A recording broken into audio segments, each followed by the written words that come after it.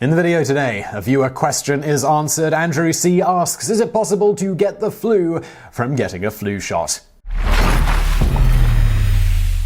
Vaccines, in general, have been a massive boon to humanity. They've rid the world of an affliction that has plagued humanity for thousands of years. In smallpox, for reference, that killed over 300 million people in the 20th century alone before it was eradicated. They've also almost completely wiped out polio, all while preventing millions of deaths from countless other viruses every single year. As for the flu vaccine, it's recommended by the Center for Disease Control and Prevention, the CDC, the National Institute of Health, and almost every other major health organization around the world. Despite this, outside of whether certain vaccines can give babies autism, no, few vaccines garner as much controversy as the flu vaccine. So, if vaccines are so great, and they unequivocally are, assuming you're not a watch the world burn type, and the flu vaccine is so widely recommended by experts, why is there such controversy surrounding it? Well, today we are going to be doing a very deep dive on this topic, as well as answering the question of whether the flu vaccine can give you the flu. Hopefully, all of this will help you decide whether you should get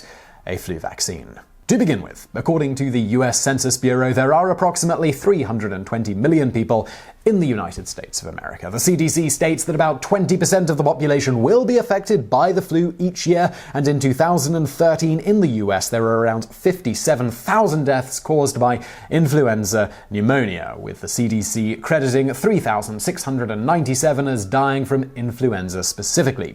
In fact, in that same year, the CDC reported that the flu was number 8 on the top causes of death, behind, in order here, heart disease, cancer, chronic lower respiratory diseases, accidents, strokes, Alzheimer's, and diabetes. It is estimated that if every person in the United States received a flu shot, it would cost approximately $4.8 billion and would save approximately 3,200 lives each year, on top of what is already saved at current vaccination levels, all while preventing around a whopping 100,000 hospitalizations. As with pretty much everything, though, there is of course a trade-off. This is in part where some of the controversy starts to creep in. In this case, if everybody were vaccinated, around a total of 320 to 640 people each year would be hospitalized, suffer a life-threatening illness, or be permanently disabled or die as a result of the vaccine. On top of that, around 3.2 million per year of the total 320 million could potentially have an immune reaction causing flu-like symptoms, although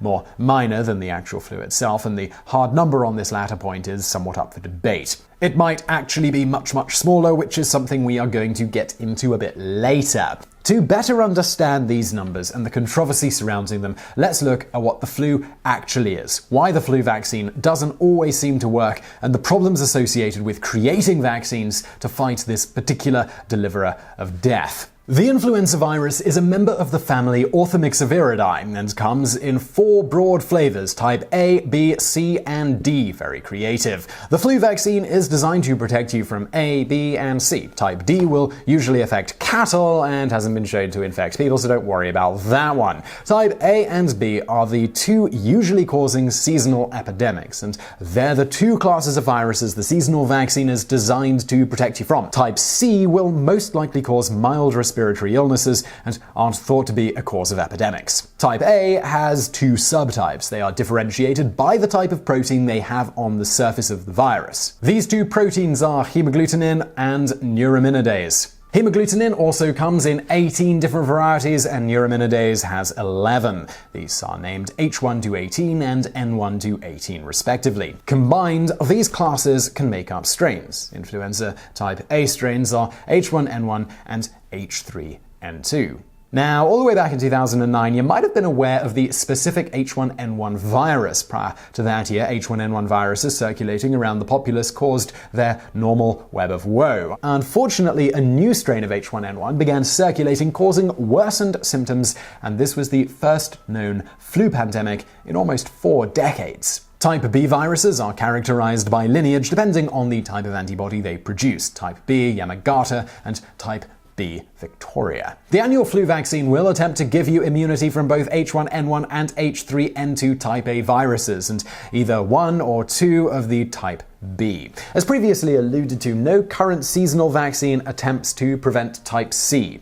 Alright, so this all brings us to why flu vaccinations do not always work. Due to the extremely large number of specific flu viruses and the complexities in figuring out which ones are circulating, it's nearly impossible to create a vaccine that will protect everyone from every type of virus. Instead, scientists will create annual flu vaccines depending on the most likely type of flu that will be circulating that year. So, how do they figure out which flu virus is most likely to be circulating? Well, there are over 100 countries that have national influenza centers conducting year-round surveillance for flu. They send their research to World Health Organization centers in Atlanta, London, Melbourne, Tokyo, and Beijing. 2 times per year, in February for the Northern Hemisphere and September for the Southern, representatives from each research center meet up and review the results of studies, looking at surveillance issues, laboratory results, and clinical studies. They also assess the viability of vaccine viruses. After analyzing all the data, they make recommendations for the composition of the next flu vaccine. Based on those recommendations, each individual country decides on the specific composition of the viruses included in their vaccine.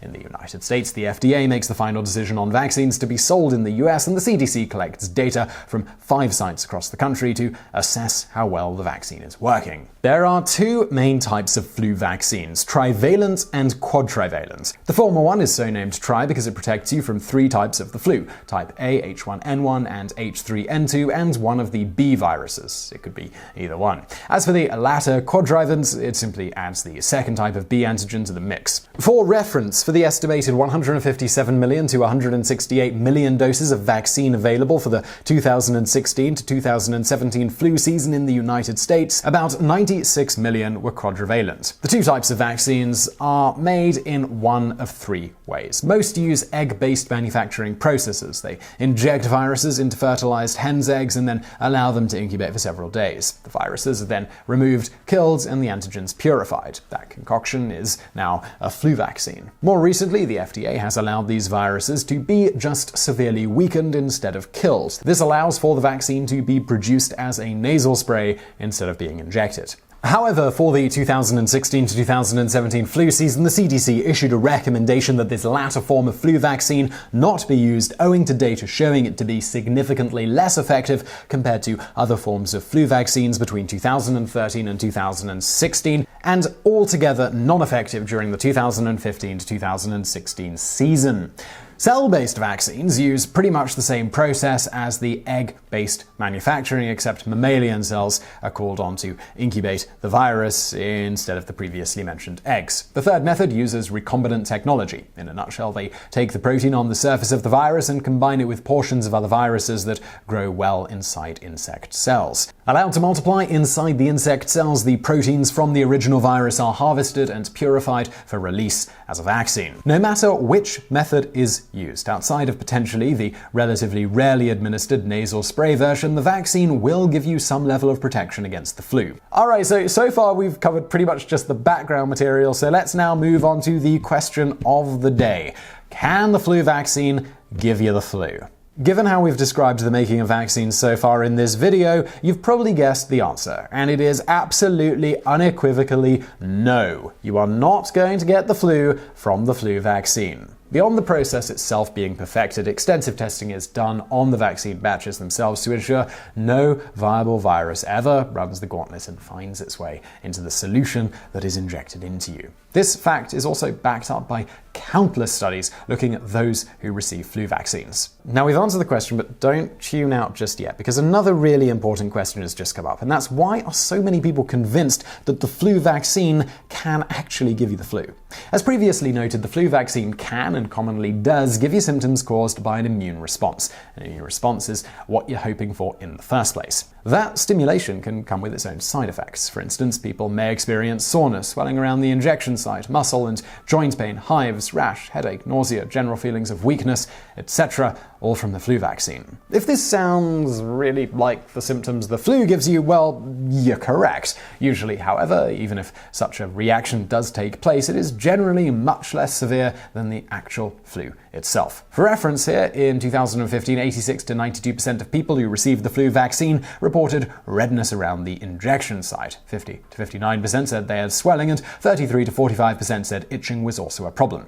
Beyond the injection site, 9 to 15% say they felt generally ill after getting the shot, while 10 to 13% said that they got a headache. That said, these numbers, especially the latter two, do need to be taken with a grain of salt. As the CDC points out, a portion of them appear to fall in line with the chance of becoming sick from everyday things that we come across at any given point, like other viruses, bacteria, fungi, etc. So, for example, someone might get infected with the common cold around the time they get the flu vaccine, and then go on to think that the vaccine has given them the flu or flu-like symptoms. In fact, in one study with a sample size of about 2,000 people, half were given a saline shot, salt water, and half actual flu vaccines, with the results being the two groups reported almost identical subsequent symptoms, with the exception being those given the actual shots had more soreness near the injection site. But the important thing for the discussion at hand is that those who reported flu-like symptoms and all other symptoms excepting arm soreness after getting the shot did so just as frequently whether they were given the saline solution or the flu vaccine.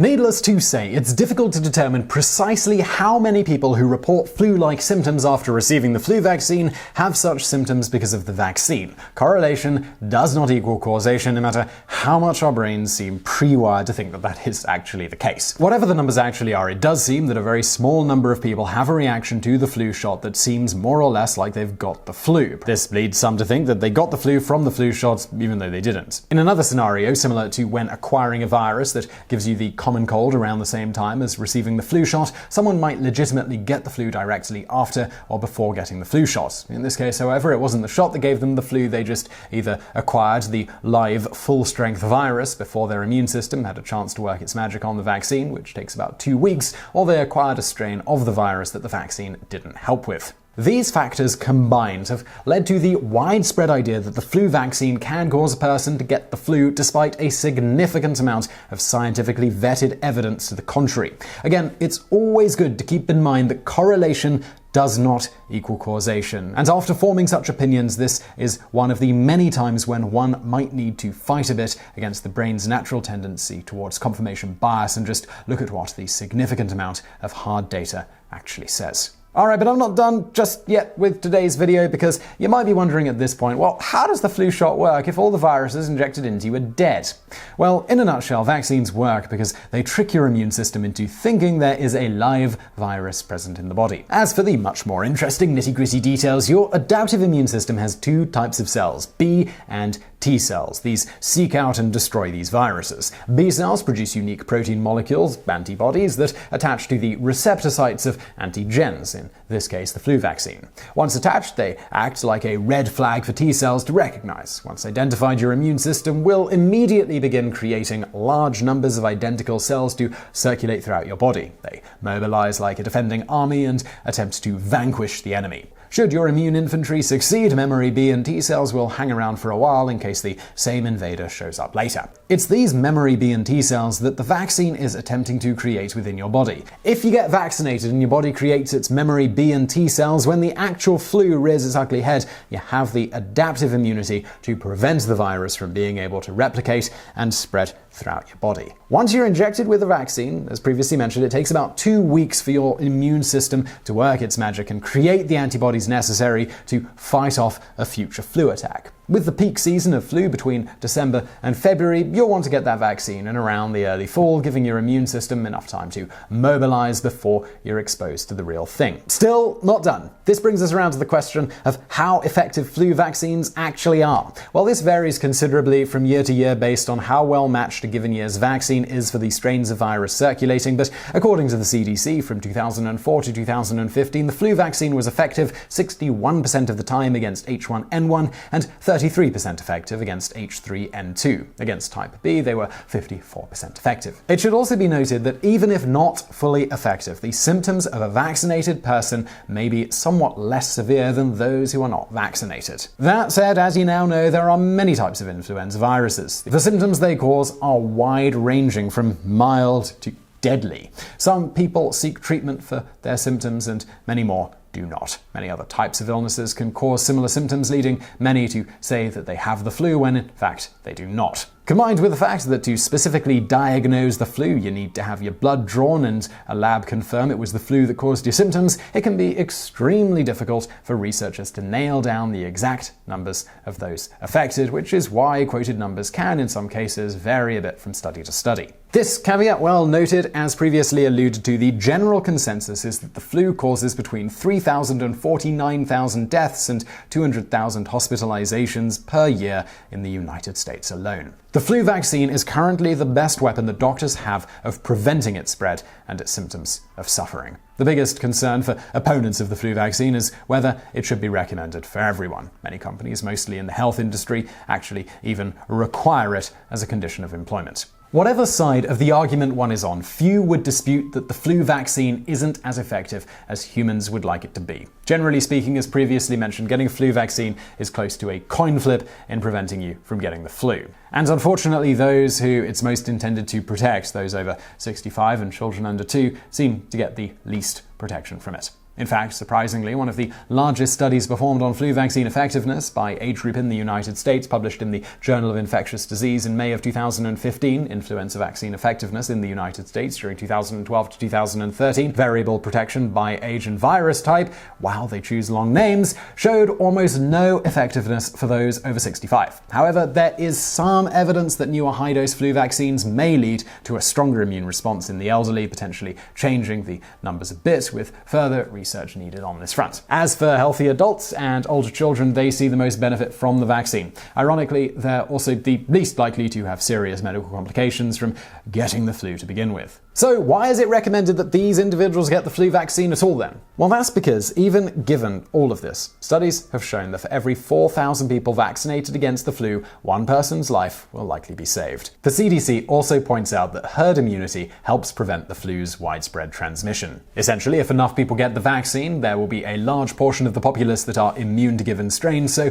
when the flu does start to spread, there will be less of a chance of it affecting the population at large. So those elderly who it would appear the vaccine isn't particularly effective for will at least get some level of protection via being less likely to encounter the flu if most everyone around them is vaccinated against the projected major strains of the virus in a given year. Given this, you might be wondering, well, why are people still opposing the idea of a flu vaccine? Beyond those using faulty data and or questionable logic, or just generally being anti-vaccine regardless of what any data says, there are some who have more legitimate concerns. Now, you might not get sick from getting the flu vaccine, but as we said near the beginning of the video, some people do die from getting the flu shot, which is a altogether much worse prospect. So what exactly is causing all this death? Like any immune response, there are those who can have an overreaction to the flu vaccine. Although extremely rare, the CDC states serious reactions, those defined as causing hospitalization, life-threatening illness, permanent disability, or death, occur in 1 to 2 people for every 1 million vaccinated. And yes, that is a literal example of a 1 in a million shot. Another condition known as Guillain-Barré syndrome occurs in about 1 person per million vaccinated. This condition is where your immune system attacks your nerves, leaving you with symptoms ranging from tingling and numbness,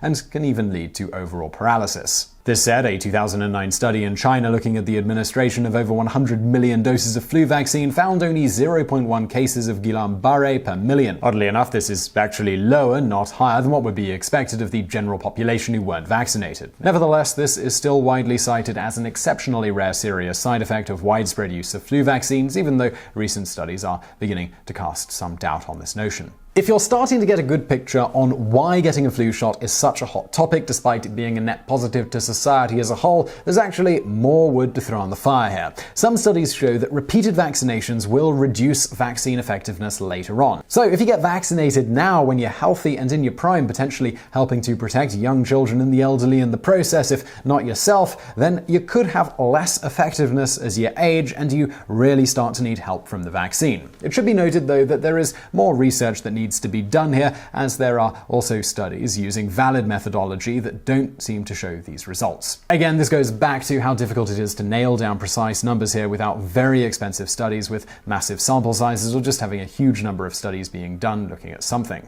So the question of repeated dosing is still up in the air and in need of further research. Nevertheless, opponents of the flu vaccine posit that since over half of the time the effectiveness of the vaccine is less than 50%, it may not be worth it to take even a 1 in a million chance of being a person who has a severe reaction. On top of that, there are the potential minor reactions, so many can have from the vaccine itself when a given person may have never been infected with the flu anyway, even if they had not been vaccinated. So essentially, they'd get the flu shot, they'd get some pain and discomfort, and it's all for no real benefit to themselves. For these reasons, opponents of the flu vaccine sometimes note that it is inappropriate for any governmental organization to recommend or require its citizens to get a flu vaccine. On the other side of the argument, proponents of the flu vaccine point out that aside from washing your hands and covering your mouth when you cough, vaccination is the best way we have of preventing the massive number of hospitalizations and deaths that occur each year as a result of the flu. And remember, that's with us already benefiting from a level of herd immunity from current vaccination levels. In the extreme case of getting rid of flu vaccinations altogether, as some anti-vaxxers propose, the problem would be much worse. In the worst-case scenario, perhaps even someday resembling such historic incidents as the 1918 flu pandemic, when about 1 in 20 people on planet Earth died as a result of said flu outbreak. This pandemic was a result of a strain of H1N1 influenza, and about 1 in 4 of the human population contracted it. This pandemic was so severe that another one that struck around the same time went largely unnoticed by the wider world, killing a whopping 1 million people and affecting countless others, including leaving many trapped inside their own bodies without the will to speak or move. Just as quickly as the disease appeared, it suddenly seemed to disappear, leaving the medical world completely stumped. It was only about a decade ago that researchers finally uncovered what seems to have caused the problem. And it's actually a disease that's still around today, a rare form of streptococcus. Indeed, the symptoms of this disease start with a sore throat. For you hypochondriacs out there, try not to dwell on that one the next time you get strep throat. For more on this one, we've actually got a video about it called the mysterious Encephalitis Lethargica Epidemic, which I'll link to below.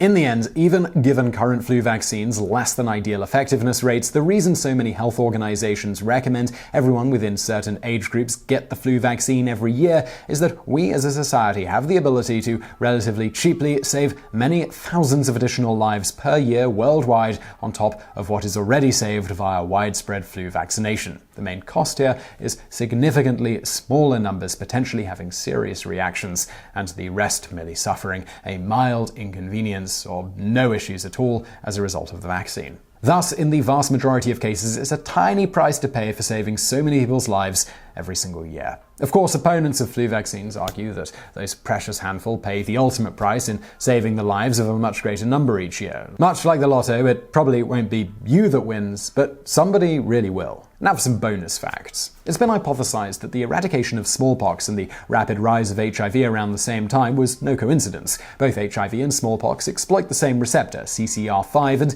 interestingly enough, the vaccine for smallpox has been shown to provide some protection against HIV as well. Thus, when the masses suddenly stopped being commonly vaccinated for smallpox, it made it easier for HIV to spread. And just before we go, I'd like to give a special thanks to the team over at the podcast and YouTube channel Medical Confessions for giving us a lot of assistance on this one. You can find them linked to below. And if you're looking for something else to watch right now, why not check out one of our videos, which are linked to on the screen now. And as always, thank you for watching.